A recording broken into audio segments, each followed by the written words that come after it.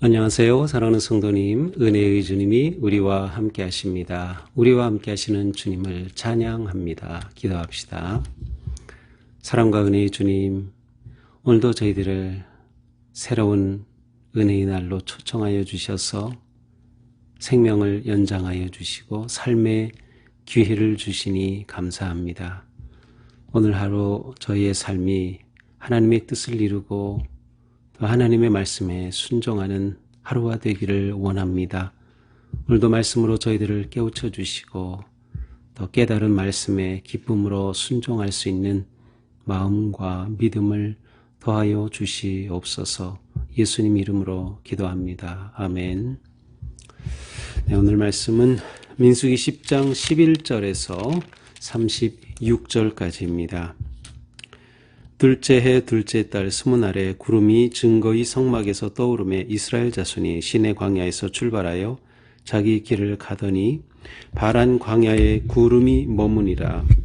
이와 같이 그들이 여호와께서 모세에게 명령하신 것을 따라 행진하기를 시작하였는데 선두로 유다 자손의 진영의 군기에 속한 자들이 그들의 진영별로 행진하였으니 유다 군대는 암미나답의 아들 나손이 이끌었고 이사갈 자손 지파의 군대는 수알의 아들 느다닐이 이끌었고 스불론 자손 지파의 군대는 힐론의 아들 엘리압이 이끌었더라. 이에 성막을 거듭해 기르손 자손과 무라리 자손이 성막을 메고 출발하였으며 다음으로 루벤 진영의 군기에 속한 자들이 그들의 진영별로 출발하였으니 루벤의 군대는 스데울의 아들 엘리술이 이끌었고 시몬 자손 지파의 군대는 수리사떼의 아들 슬루미엘이 이끌었고 갓 자손 지파의 군대는 드우엘의 아들 엘르아삽이 이끌었더라. 고핫인은 성물을 메고 행진하였고 그들이 이르기 전에 성막을 세웠으며 다음으로 에브라임 자손 진영의 군기에 속한 자들이 그들의 진영별로 행진하였으니 에브라임 군대는 암미후스의 아들 엘리사마가 이끌었고 므낫세 자손 지파의 군대는 브다스루의 아들 가말리엘이 이끌었고 베냐민 자손 지파의 군대는 기드오니의 아들 아비단이 이끌었더라. 다음으로 단 자손 진영의 군기에 속한 자들이 그들의 진영별로 행진하였으니 이 군대는 모든 진영의 마지막 진영이었더라. 단 군대는 암미사떼의 아들 아히에셀이 이끌었고 아셀 자손 지파의 군대는 오그란의 아들 바기엘이 이끌었고 납달리 자손 지파의 군대는 에난의 아들 아히라가 이끌었더라. 이스라엘 자손이 행진할 때에 이와 같이 그들의 군대를 따라 나아갔더라. 모세의 장인 미디안 사람 르우엘의 아들 호밥에게 이르되 여호와께서 주마하신 곳으로 우리가 행진하나니 우리와 동행하자. 그리하면 선대하리라. 여호와께서 이스라엘에게 복을 내리리라 하셨느니라. 호밥이 그들에게 이르되 나는 가지 아니하고 내 고향 내 친족에게로 가리라. 모세가 이르되 청하건대 우리를 떠나지 마소서. 당신은 우리가 광야에서 어떻게 진칠지를 아나니 우리의 눈이 되리이다. 우리와 동행하면 여호와께서 우리에게 복을 내리시는 대로 우리도 당신에게 행하리이다.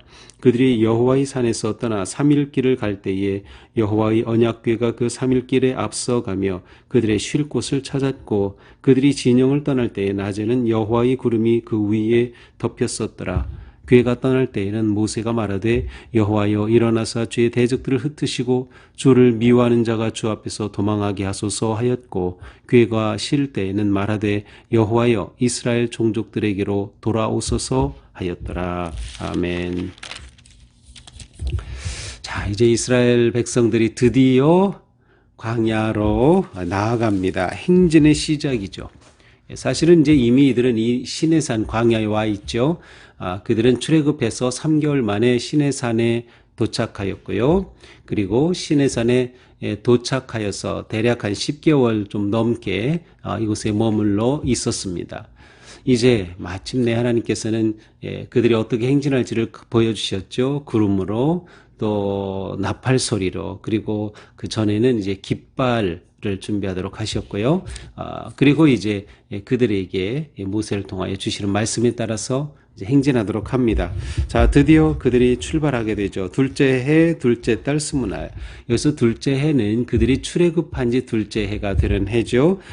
출애굽한 지 2년째 되는 둘째 달 2월 20일에 구름이 증거 성막에 떠올랐어요. 증거 성막이라고 하는 것은 그냥 성막이라고 하지 않고 증거 성막은 그곳에 하나님의 궤가 있었기 때문이죠. 법궤, 언약궤가 있었기 때문이죠. 정말 말씀하신 대로 구름이 이렇게 떠올랐어요. 자, 이 구름은 일반적인 구름과는 다르죠. 그 안에는 구름과 불이 함께 있는 형태로 생각이 되고요. 그리고 이게 위에 이렇게 단지 높이 이렇게 깔려 있는 것이 아니라 기둥과 같은 그러한 모습도 하고 있는 듯한 그러한 내용으로 우리가 볼 수 있어요. 자, 이렇게 구름이 떠오르니까 이제 우리가 출발하게 되는구나 알게 되죠. 이스라엘 자손이 시내 광야에서 출발해서 자기 길을 가더니 바란 광야에 구름이 머무니라. 자, 시내 광야에서 떠서 바란 광야까지 가서 거기서 머무르게 됩니다. 자, 이렇게 보면 벌써 바란 광야에 딱 간 것으로 보이지만 이제 13절부터는 실제로 이들이 이제 바란 광야까지 가는 과정을 자세히 설명합니다. 바란 광야에 도착한 내용은 12장에 가서 나옵니다. 그래서 12장 16절 부분에 가서 이제 바란 광야에 그들이 진영을 쳤다라는 것이 나오고요. 그 중간에 하세롯이라고 하는 곳이 또 나오는데 사실 하세롯에서는 이게 진영을 머물렀다기보다는 잠깐 그곳에서 쉬었다 가는 그러한 개념. 그래서 이제 첫 번 여정은 시내산에서 출발해서 바란 광야까지. 자, 바란 광야까지 갔다고 하는 그 내용은 바란은 사실은 어떤 특정한 작은 지역이 아니라 굉장히 넓은 지역이에요. 그래서 이스라엘 남쪽에 미디안 시내 반도를 포함하는 그 미디안 지역 전체를 두루 일컫는 그러한 그 표현이 바로 이제 바란 광야입니다. 굉장히 넓은 지역이죠. 사실은 이제 이곳으로 이스라엘로 볼 때는 남쪽이 있기 때문에 바로 네겝 지역이라고 하는 곳이에요. 물론 이때는 이스라엘이 따로 아직 땅을 차지하지 않은 때죠. 바로 그렇다고 하면 지금 이곳으로 곧장 올라가면 이스라엘에 이릅니다. 그러니까 처음 출애굽하여 출발한 그 여정을 보면 분명히 가나안으로 곧장 들어가고자 하시는 하나님의 뜻이 있었음을 알 수 있어요. 왜냐하면 동쪽으로 쭉 빠진 것이 아니라 곧장 이제 올라간다. 그러면은 불과 한 일주일 10일이면 가나안 땅에 도착하게 되는 거죠. 그런데 사실은 중간에 사건이 생기죠. 바데스 광야 사건. 그것은 이제 나중에 우리가 보게 될 거고요. 그래서 여기에서 그들이 이제 첫 번 행진은 시내에서 바란 광야까지입니다.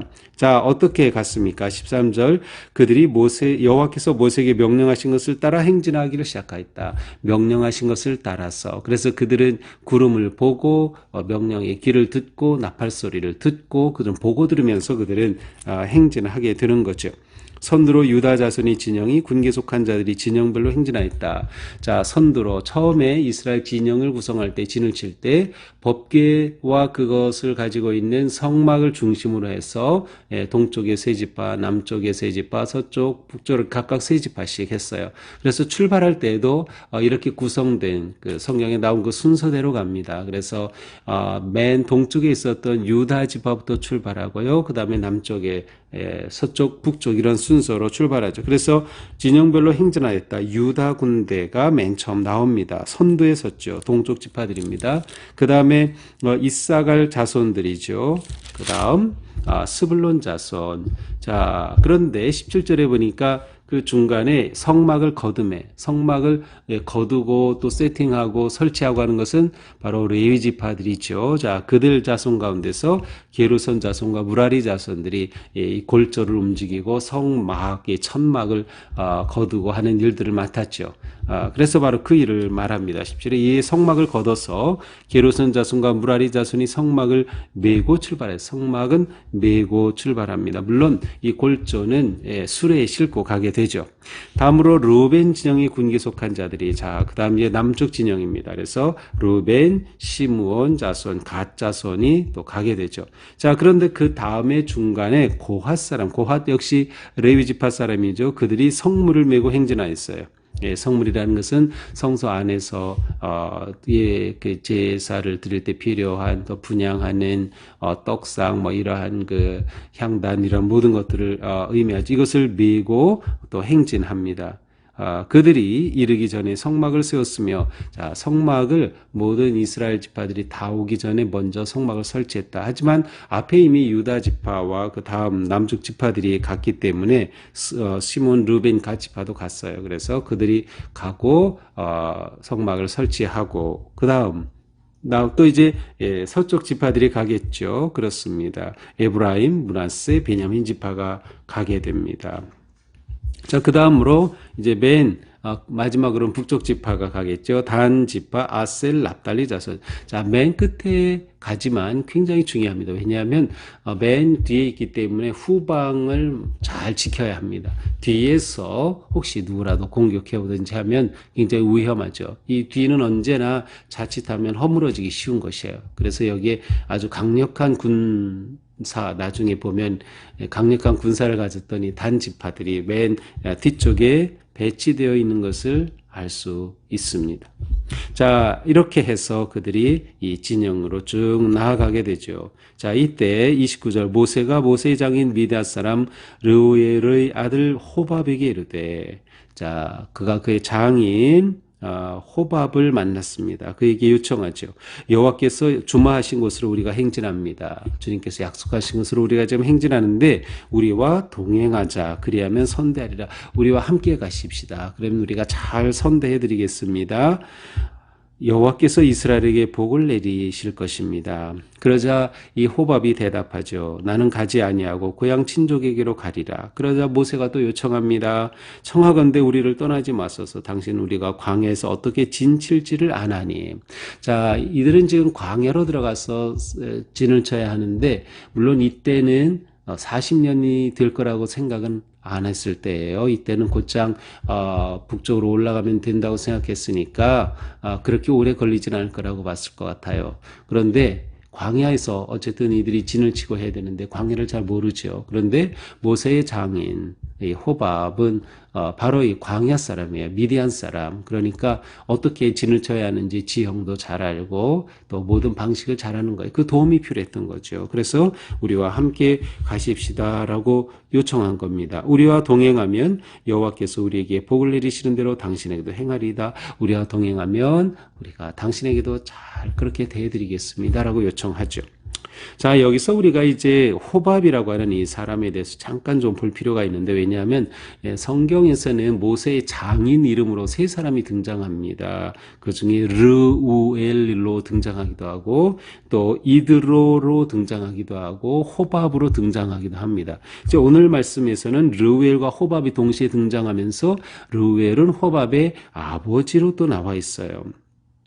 자, 그러면 도대체 누가 진짜 장인이냐, 아니면 한 사람이 이렇게 서로 다른 이름으로 불린 것이냐, 이렇게 생각할 수 있는데, 이것에 대해서도 결론은 없어요. 근데 요즘은 주로 이 호밥은 장인이라기보다는 처남이다. 이렇게 보통 해석을 합니다. 장인이라기보다는 처남으로 보는 것이 더 합당할 것이다. 왜냐하면 실제로 이제 장인이라고 하거나 또 처남이라고 하거나 이것이 다 번역이 가능한 단어예요. 그래서 어떻게 번역하든 다 되지만 호밥은 처남이다. 또 르우엘에 대해서도 처남으로 보기도 합니다. 그러면 진짜 이드로에 대해서도 그럼 진짜는 르우엘이 진짜 장인이다. 이렇게 보통 보죠.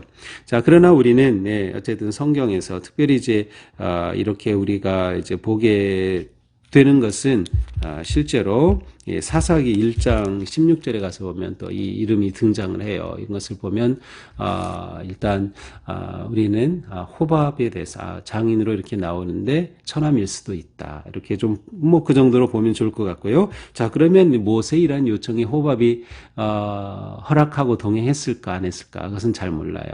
하지만 동행한 것 같아요. 왜냐하면 이제 사사기에 보면 바로 이 그 장인의 가족들, 장인의 자손이 이스라엘 백성 중에 거한다라는 그런 내용이 나오거든요. 그러니까 아마 같이 갔을 것으로 우리는 이렇게 봅니다.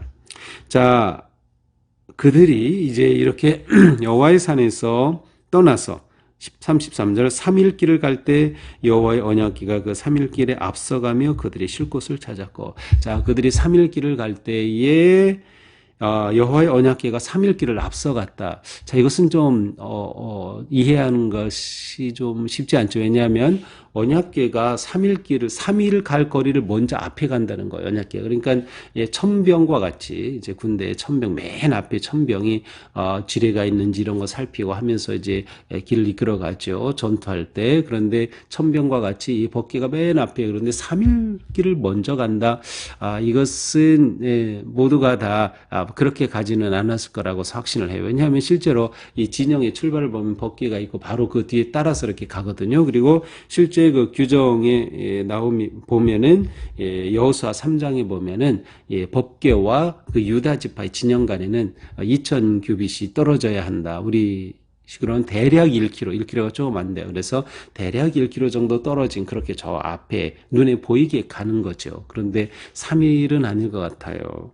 그래서 보통 이제 3일 길은 아니다 뭐 이런 정도로 해석하는데, 저는 이것은 순전히 저 개인의 해석인데, 저는 이 3일길을 특별한 명사로 봐야 한다고 봅니다. 왜냐하면 3일길이 어디에 나오는가 하면 모세가 그 바로에게 찾아가서 우리가 3일길을 가겠습니다.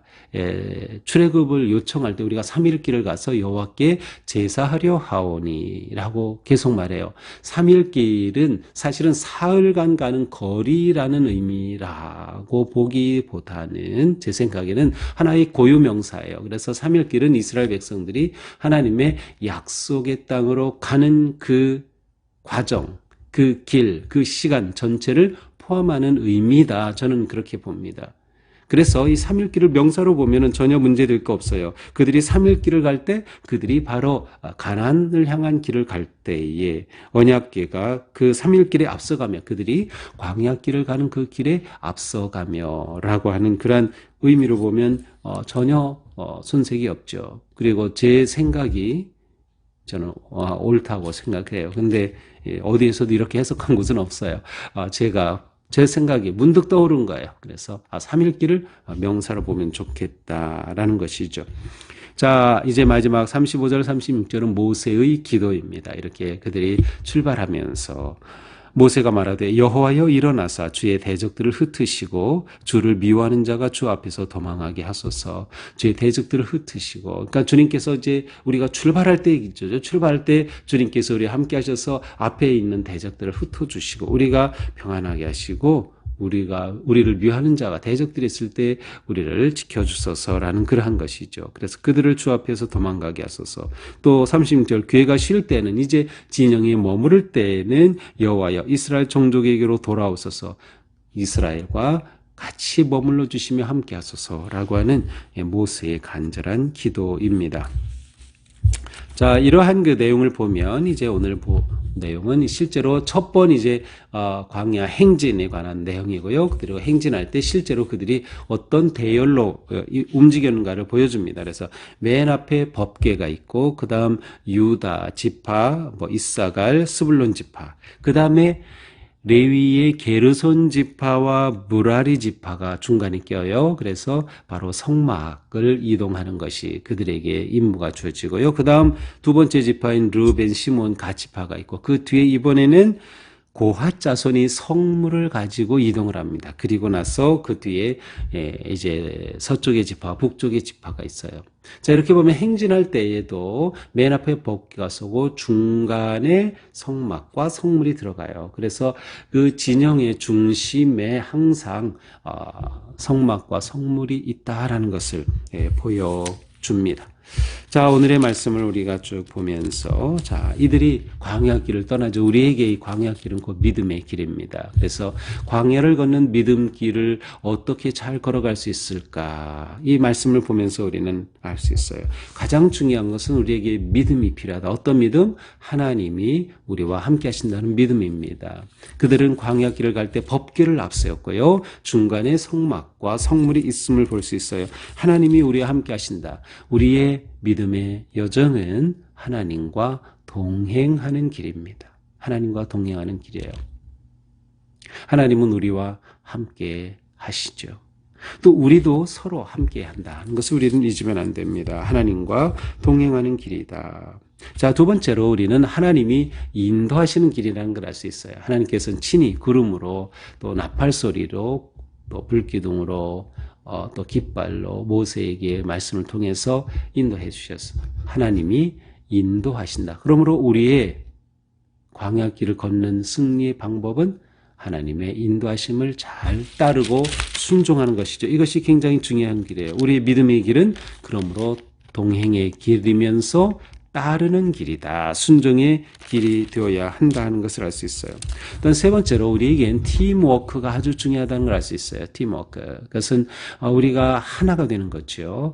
이스라엘 백성들이 그냥 막무가내로 떠난 것이 아니라 딱딱 그들의 위치와 역할이 있었어요. 그래서 그것에 따라서 팀워크를 이룸으로써 일사불란하게 행진할 수가 있었던 거죠. 팀워크에서 중요한 것은 협력입니다.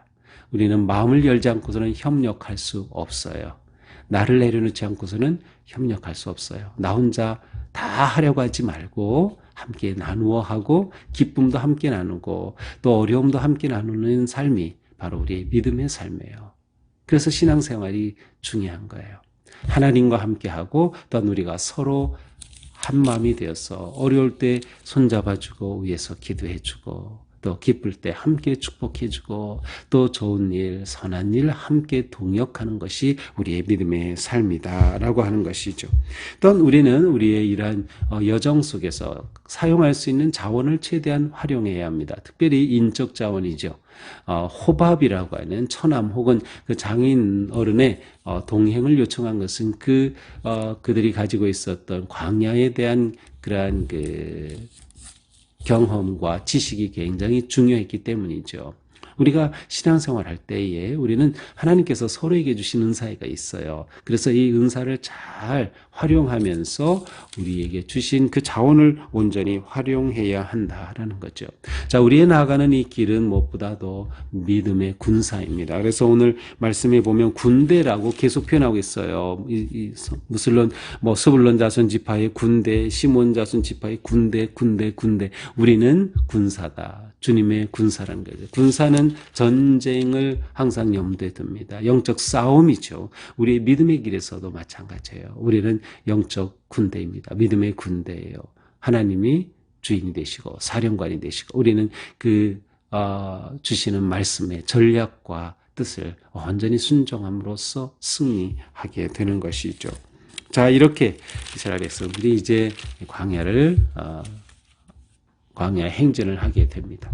자, 민수기는 오늘까지 여기까지만 일단 보고 내일부터는 이제 마태복음을 보게 됩니다.